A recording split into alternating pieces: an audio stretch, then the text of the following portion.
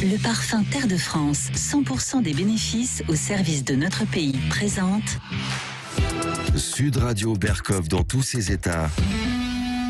Le face-à-face. Et donc Arthur Delaborde aujourd'hui est en face-à-face avec Laetitia Kroupa, journaliste politique, auteur de La tentation du clown, un candidat hors système aux éditions Buchet-Chastel. Oui, bonjour à vous Laetitia Kroupa. Bonjour. 40 ans après la candidature avortée de Coluche à l'élection présidentielle, un candidat hors système peut-il émerger et venir chambouler le paysage politique ?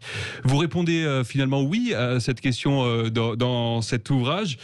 Et vous avez un questionnement qui donc est plus une forme d'affirmation de ce point de vue-là. Et pour reprendre le qualificatif d'abord que vous employez, il y aura au moins un clown candidat en 2022 avec des chances pour lui de l'emporter.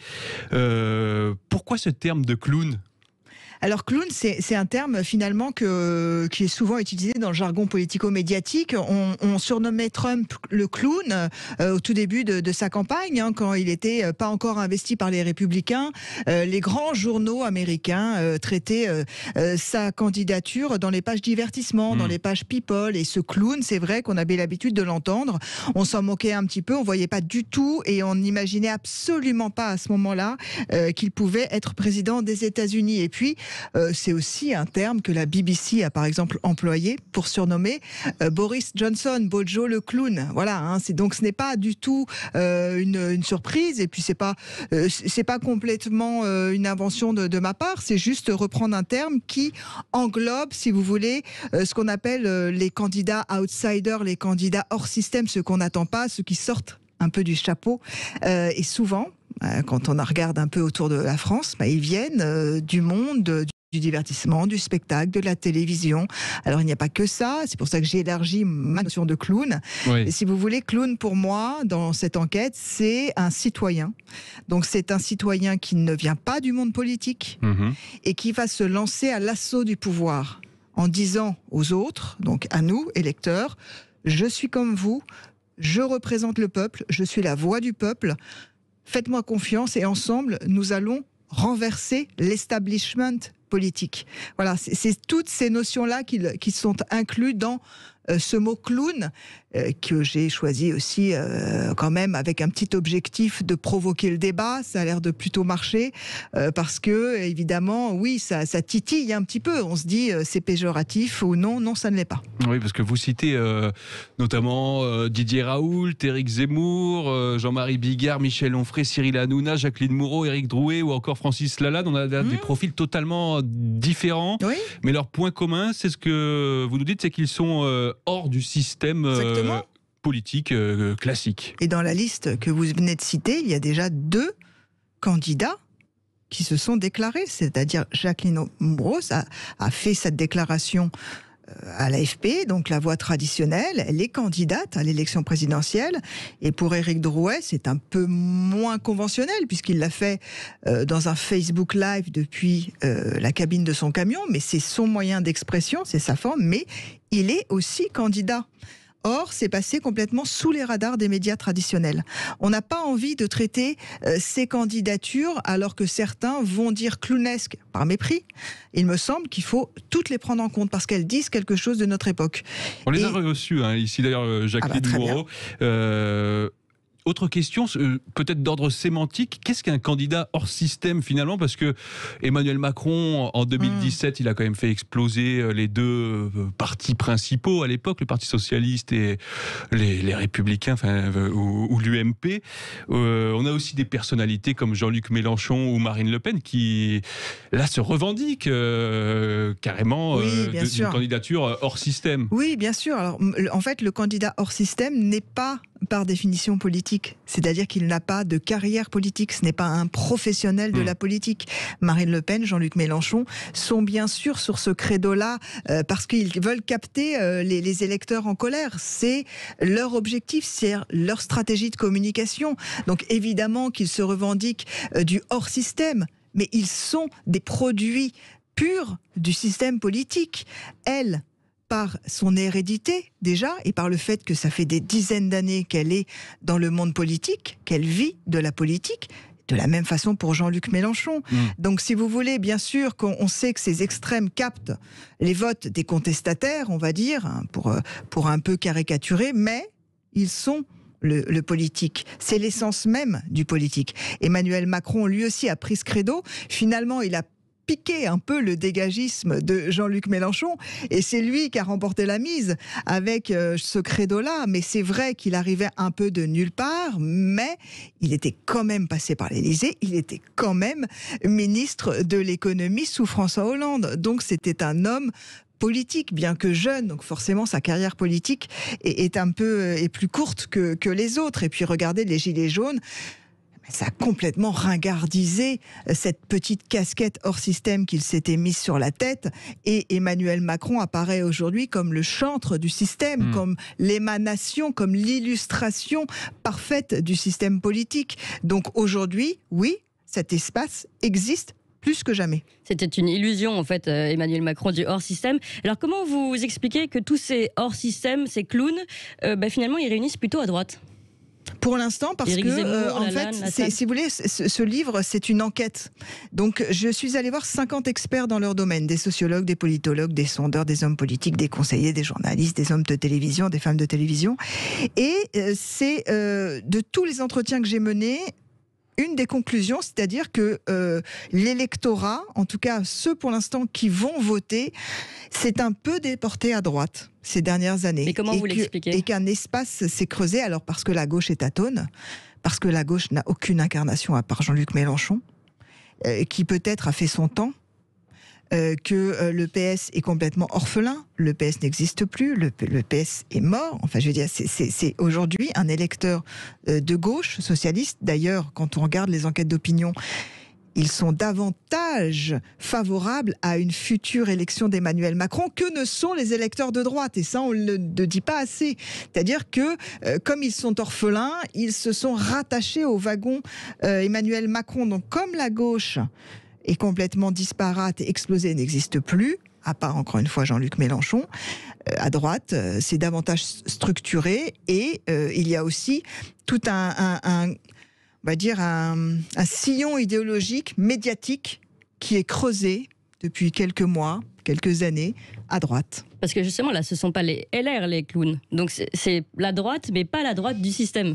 Non. Bien sûr, non, évidemment. Vraiment, l'enquête, c'est vraiment le début de l'enquête, c'est-à-dire que je vais aller chercher les écuries apolitiques, les écuries qui ne sont pas des politiques, les écuries citoyennes. Et pas plus tard que ce matin sur Twitter, il y a une personne qui m'a répondu en disant qu'effectivement, ils étaient en train de s'organiser, ils étaient en agora citoyenne, en train d'organiser une proposition de gouvernement et en train de réfléchir à qui pourrait se présenter en tant que citoyen à l'élection 2022. Donc vous voyez, c'est concret. C'est-à-dire que le fruit de mon enquête, c'est le fruit de multiples recherches, encore une fois, sociologiques, politiques, qui montrent qu'on en est arrivé à ce temps-là de notre temps politique. Oui, c'est avant tout un livre sur la crise de la représentativité démocratique. Et vous êtes très critique envers les médias en particulier. Vous dites que les médias traditionnels, les médias de masse, ont été quelque part pénétrés par les réseaux sociaux. Oui, en fait, les médias ont été complètement paniqués, même, je vais vous dire, par la révolution numérique.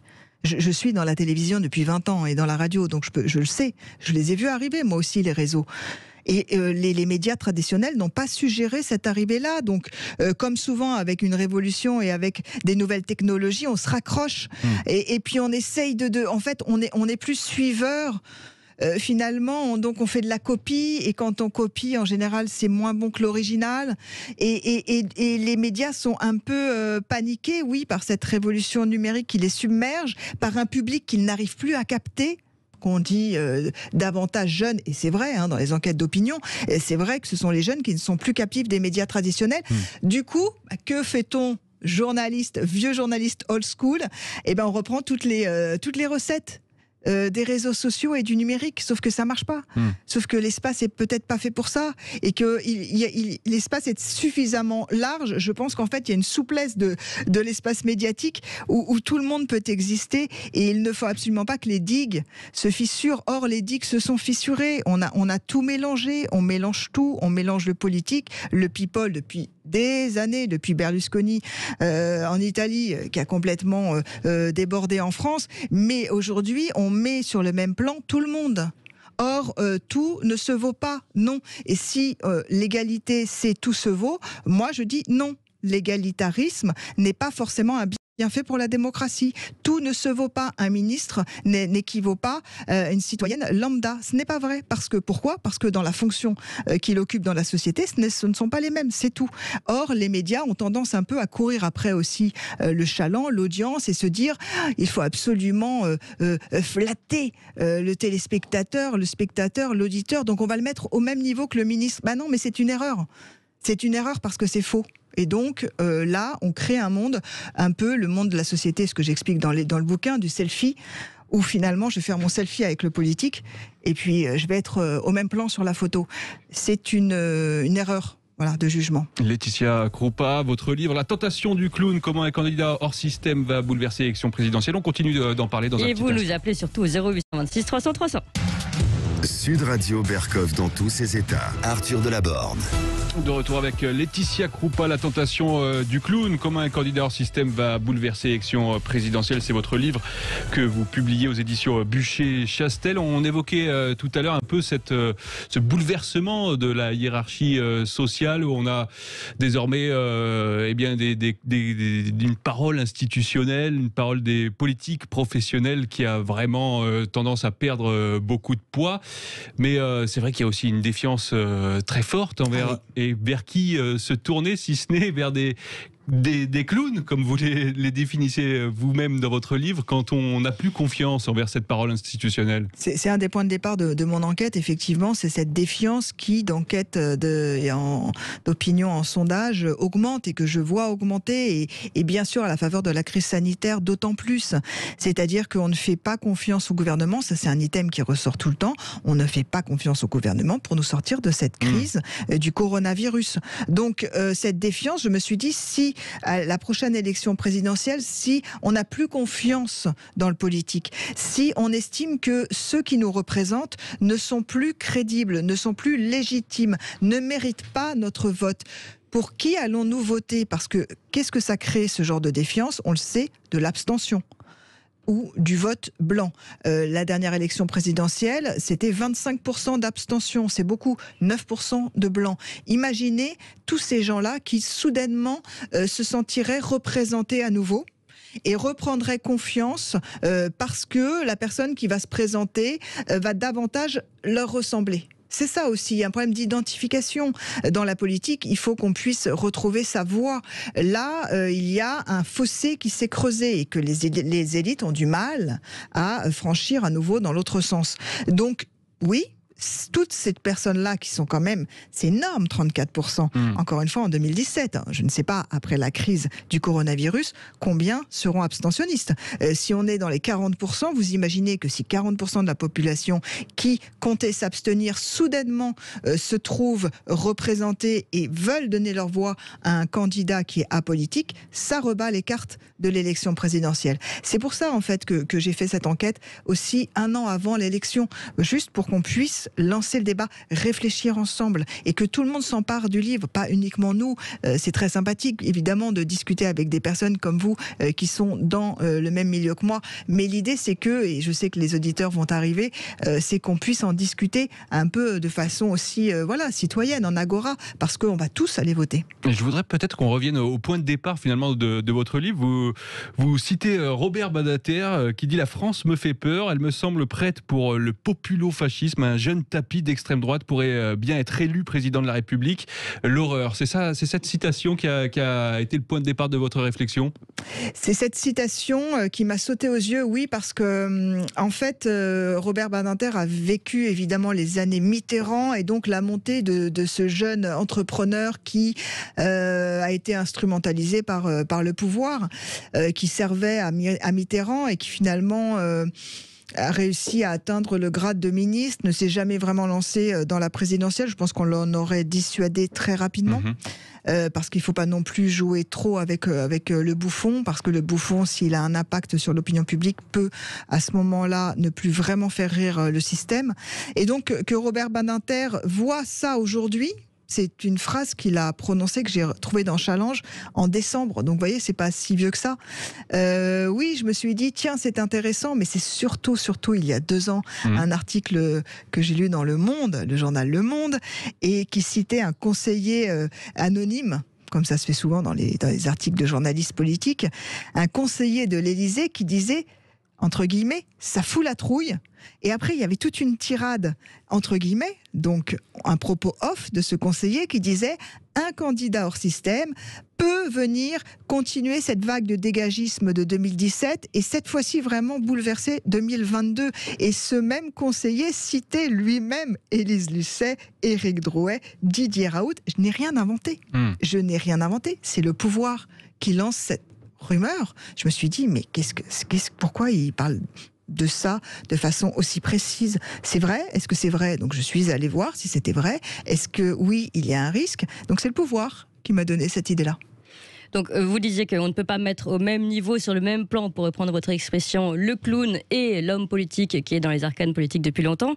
Mais en même temps, donc, il y a le problème de représentation dont a parlé Arthur Delaborde, mais il y a aussi le problème que ces personnes-là, même quand elles veulent rentrer dans ces arcanes, quand elles veulent jouer le jeu, on va dire, de la politique, peut-être se faire élire démocratiquement, elles n'y arrivent pas forcément parce qu'il y a quand même pas mal de barrières. Il y a les 500 signatures, les 500 parrainages au niveau des présidentielles. Il y a aussi une somme d'argent énorme à avancer, qui ne sont pas avancés par les banques. Donc même ces gens-là, quand ils veulent rentrer et jouer le jeu, ils ne peuvent pas forcément. Donc comment on fait dans ce cas-là? C'est aussi pour ça je pense qu'ils se défendent au niveau oui, évidemment, des médias, des plafonds des de verre, sociaux, bien sûr, des barrières qu'on ne voit pas, qui existent. Évidemment, le pouvoir se défend des opportunistes, donc ça c'est normal. Mais vous savez, je pense que le constat que vous venez de dresser était vrai jusqu'à aujourd'hui. Et je crois qu'aujourd'hui, avec justement cette arme massive de communication, de levée de fonds qu'est le numérique, on peut vraiment faire autrement et que tout est possible, qu'on n'a pas encore été exploré tous les moyens dont on disposait pour justement contourner les règles du système traditionnel. Je ne vais pas les donner ici parce que ce n'est pas mon rôle, mais il y a beaucoup d'interlocuteurs dans mon livre que j'ai rencontrés au cours de longs entretiens qui m'ont raconté, qui m'ont donné des pistes, beaucoup de pistes pour y arriver et justement présenter une candidature vraiment alternative, c'est-à-dire que même les chemins empruntés pour arriver au premier tour de l'élection présidentielle seront différents. Voilà. Je pense qu'à un moment donné, ils passeront quand même par chez vous ou par un média traditionnel. Vous voyez, parce qu'il faut quand même cette certification du média qui vaut un peu comme un sceau, un label de respectabilité. Mais il y a bien d'autres chemins, oui, que ceux que l'on connaissait jusqu'à maintenant. Allez, vous continuez de nous appeler 0826 300 300. On vous donne la parole dans quelques instants. Arthur Delaborde. Allez, le débat continue, en tout cas, débat passionnant et passionné autour de cette tentation du clown avec Laetitia Kroupa. Nous donnons la parole à Tony qui nous appelle de Perpignan. Bonjour Tony. Oui, bonjour à tous. Bonjour à votre invité. Bonjour Tony. Bonjour. Oui, c'est dommage parce qu'il y a deux sujets que j'aurais voulu aborder. Le pass sanitaire principalement, mais aussi votre sujet est intéressant. Juste pour rejoindre un petit peu les deux, on nous impose un pass sanitaire. J'aurais voulu qu'on impose un pass quasi judiciaire vierge pour les hommes politiques. Ça ferait un sacré lifting et je pense qu'il ne resterait plus que des clowns qui pourraient se présenter. Parce qu'il y a un paquet de charlatans et de truands qui sont là, ils ne sont jamais condamnés, ils n'ont jamais rien. Donc s'ils n'ont pas un pass quasi judiciaire vierge, je ne pourrais pas se présenter, donc ça simplifierait beaucoup de choses, voilà. Juste pour revenir sur ça.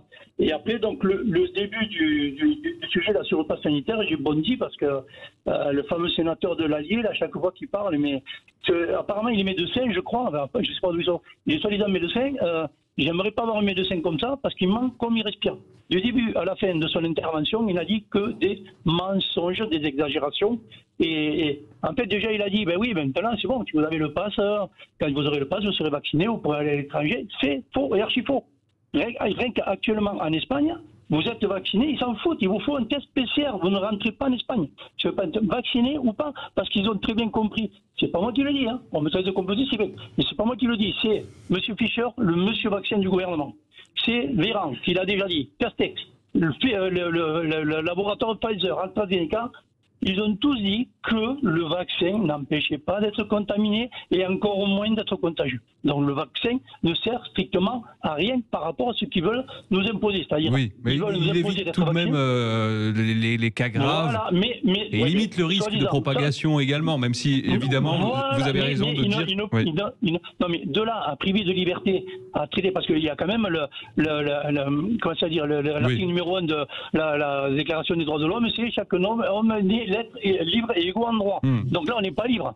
Oui, comme il a dit, vous n'êtes pas obligé de vacciner, mais vous ne pouvez rien faire. Comme il a dit Véran l'autre jour, vous ne vaccinez pas de problème, vous serez défavorisé. Et comme a dit par contre l'autre sénateur qui est avec lui, et il a eu raison, c'est un passe-droit à tout. C'est-à-dire là, il dit mais non, mais vous ne tracassez pas, c'est juste pour aller à l'étranger, ça, on ne va pas vous embêter pour ça, et puis aller dans les grands rassemblements. Mais vous pensez bien, parce que Véran, il a déjà dit qu'il parlait des restos, à partir du moment du 9 mai, quand les restos sortent, pour aller à l'intérieur d'un restaurant, il faudra le pass sanitaire et le QR code. Ils l'ont dit depuis le début. Et pour le moment, c'est absolument pas ce qui est mis en place. Oui, c'est pas ce qui figure dans les textes. Ouais. C'est pas encore écrit, mais ils en avaient déjà parlé et ça sortira. Et comme a dit l'autre intervenant, rassurez-vous, à partir du mois de septembre, ça va rentrer dans la loi. Ce sera même pas un truc exceptionnel avec une durée, ça sera dans la loi et ça, je vous garantis, je vous mets ma mère coupée, vous pourrez me rappeler d'ici là, vous allez voir que ça va être comme ça. Deuxième mensonge, c'est de dire, de répéter, oui, de toute façon, il faut être vacciné, et en plus de culpabiliser les gens qui ne se vaccinent pas. Quand vous avez vu Véran l'autre jour qui dit ben oui, il faut être ces individualistes qui ne veulent pas se vacciner, on ne va pas fermer les restos à cause d'une dizaine de pourcents. Mais ça veut dire quoi ça?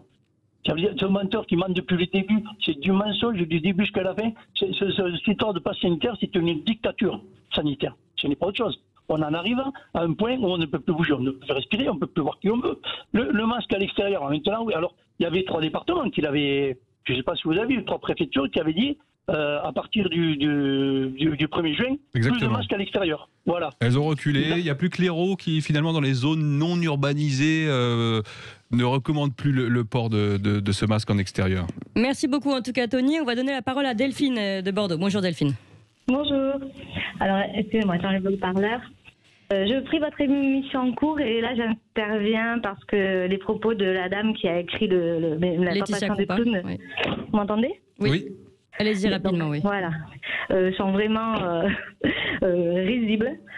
Quand elle explique au monsieur qui est intervenu vraiment de manière très pertinente et qu'elle lui dit « Non mais attention monsieur, vous risquez de vous faire avoir par des propos qui vont coller à ce que vous désirez alors que les autres candidats, c'est pas ça. » Moi j'ai participé de près à des campagnes électorales. En 2013, je me suis plongée dans la littérature qui a été largement publiée suite à l'élection de Barack Obama, qui dévoilait les coulisses des campagnes des principaux candidats mainstream, comme on dit. Eh bien, en fait, ces gens-là, qu'est-ce qu'ils font? Ils font des sondages à outrance avant les élections, ils font des démarchages téléphoniques, ils font du porte-à-porte, ils regardent quelles sont les demandes de la majorité des électeurs et ils calquent complètement leur programme sur ces demandes-là. Donc, c'est pas du tout vrai que c'est le cas des populistes. Les populistes, ceux qu'on appelle les populistes, il se trouve que ce qu'ils proposent, ça colle avec ce que veut le peuple, entre guillemets, justement parce que c'est pour eux qu'ils se présentent et c'est leur demande qu'ils portent. Alors, mais les autres ne se gênent pas pour construire carrément des campagnes entières, des programmes entiers qui sont vraiment juste sur des débats de société qui mettent en avant et qui sont évoqués lors d'enquêtes. Voilà, c'est vraiment se moquer du monde que de dire que les candidats... Vous m'entendez ? Oui. Alors, Delphine, on va donner très rapidement la parole à Laetitia Kroupa pour qu'elle puisse vous répondre parce qu'elle doit partir après. Donc, on va quand même lui laisser vous répondre rapidement. Je suis ravie de vous répondre. Évidemment, vous avez tout à fait raison. Les méthodes démagogiques ne sont pas l'apanage des populistes uniquement, madame. Oui, bien sûr que ça déteint sur le personnel politique traditionnel, comme on l'appelle. Je suis tout à fait d'accord avec vous, mais simplement, ça m'intéresse en fait votre définition du peuple, par exemple. Comment définir le peuple, puisque vous dites que les populistes écoutent le peuple et peuvent répondre au peuple. Mais qui est ce peuple? Comment définir le peuple? Comment vous le définiriez? Le peuple, c'est celui qui soumet son pouvoir décisionnel aux gens qui sont élus. Et malheureusement, c'est ceux qui ne sont pas dans les sphères décisionnelles. Tous ceux qui sont dans les sphères décisionnelles, élus ou pas élus, placés, nommés en Europe, etc. Ça, c'est pas le peuple. Le peuple, c'est ceux qui subissent les décisions des gens qu'ils ont élus, une fois dans l'année, ou une fois tous les 10 ans, une fois tous les 5 ans, bref, ça dépend des échéances. Ouais, donc et qui n'ont pas le pouvoir, qui n'ont pas... C'est Oui, quand quoi, même c'est la quoi majorité des Français, quoi, ça veut dire. Ah mais oui, exactement. Voilà. Le peuple, vous l'avez bien dit, ben oui, vous le découvrez. Le peuple, c'est la majorité des Français. Et le problème, c'est que la majorité des Français... Non, je pense qu'il faut s'entendre sur la définition du peuple, madame. Il y a pas de... Et donc, un candidat qui propose des choses qui est accepté par le peuple et qui est voulu par le peuple, vous appelez ça populisme, mais c'est pas un gros mot. Alors que les autres, ce que vous appelez les démagos, oui, ça déteint. Non, ça déteint pas sur le personnel démagogique, politique habituel. Ce sont des démagos depuis toujours. Ils utilisent des techniques de manipulation démagogique depuis toujours. Mais sauf que maintenant, les gens commencent un peu à se réveiller. Et maintenant, évidemment, on nomme le grand méchant. Ah, c'est le peuple. Ah, c'est le populiste. Ah, c'est l'extrême droite. C'est les méchants. Non, ils sont pas plus méchants que les autres. Sauf qu'ils mettent en danger les sphères, la caste qui est au pouvoir. J'ai compris, mais rien ne dit, madame, puisque nous n'avons pas eu cette expérience-là en France, que celui, donc populiste, on va l'appeler comme vous voulez, qui sera élu, mettra vraiment en opération, mettra concrètement ses promesses en œuvre. Vous voyez, parce que c'est ce que vous reprochez dans ce que je comprends de votre intervention au personnel politique, c'est-à-dire d'être dans la promesse pendant la campagne, donc dans la reprise de toutes les propositions du peuple, on va l'appeler comme ça, et finalement de ne rien faire après. Mais rien ne dit que le populiste mettra encore une fois en œuvre ses promesses à son tour. On verra bien, on verra bien. Laetitia Krupa, on va vous remercier parce que vous devez partir. Merci beaucoup, Laetitia La tentation Krupa. du clown aux éditions Bûcher-Chastel. Merci infiniment d'avoir été avec nous. Voilà, on peut continuer. D'ailleurs, Delphine, vous êtes toujours là ? Oui. Voilà, donc on va continuer de débattre avec vous. Et en effet, sujet passionnant sur ce candidat hors système. Et voilà, on dit quand même merci et au revoir à Laetitia Krupa. Merci beaucoup. Donc, dites-nous, donc vous disiez justement candidat hors système, et vous trouvez que les populistes, c'est le peuple ? Les populistes, ça c'est un mot qui est venu à la mode maintenant parce que justement cette caste-là au pouvoir, elle a tellement peur que le peuple prenne le pouvoir de manière démocratique. C'est ce contre quoi elle lutte depuis toujours, que maintenant on met en avant ce mot, les populistes. Et il y a des gens comme cette dame-là qui écrivent des livres. Vous vous rendez compte, la tentation du clown. Si avec ça les gens conformistes, ils votent pour quelqu'un d'autre que quelqu'un de mainstream, je sais pas comment ils font. Parce qu'avec un titre comme ça, déjà, vous dites, ah, vous n'avez même pas besoin de lire le livre. Donc le populiste, c'est un mot, c'est qu'un mot. Ça a été créé justement, c'est un mot, c'est un épouvantail. Mais oui, on est sur un débat sémantique, mais finalement c'est un peu la même chose aussi sur la notion du peuple. Ah non, non, le peuple, on l'a pas inventé ces 10 dernières années. Le peuple avant, ça a toujours eu du sens. Évidemment, maintenant, on est dans une époque où on remet en compte tout et on parle que de concepts. Mais pour le peuple, ça a toujours eu un sens pour le peuple. Le peuple lui-même, il sait ce que c'est que le peuple. Et ça a toujours eu un sens depuis toujours. C'est pas quelque chose sur lequel on peut débattre. Voyez. Donc si vous voulez, maintenant on peut débattre de tous les mots. La notion de peuple, c'est quand même assez flou. Moi j'ai le sentiment d'appartenir au peuple, peut-être que vous considérez que moi je n'appartiens pas au peuple. Mais je considérerais que vous n'appartenez pas au peuple lorsque vous défendrez les intérêts d'une caste décisionnelle contre les intérêts de la majorité des gens. Voilà. Si les gens qui sont au pouvoir servent les intérêts de la majorité et ne les spolient pas et ne les accablent pas et font pas en sorte de préserver leurs privilèges au détriment des autres, il n'y a pas de souci. Si c'est les gens qui sont au pouvoir, préservent les intérêts du peuple. Il n'y a pas de souci. Mais si c'est une caste qui se met au pouvoir par de multiples biais, y compris la manipulation des médias, si cette caste-là, elle se met au pouvoir, elle se conserve au pouvoir au détriment du reste du peuple, c'est pas possible. C'est un débat passionnant, Delphine. En tout cas, ça fait débattre et ça fait réfléchir, donc c'est déjà l'essentiel. Voilà, merci beaucoup Delphine. Et donc, je rappelle quand même ce livre qui fait réfléchir, La tentation du clown aux éditions Bûcher-Chastel. Merci à vous Arthur, on vous retrouve demain évidemment à midi dans tous vos états. Et puis tout de suite, c'est Brigitte Lahaie, petit tour d'horizon, attention, des différentes positions sexuelles. C'est avec Philippe Arlin, allez, à tout de suite.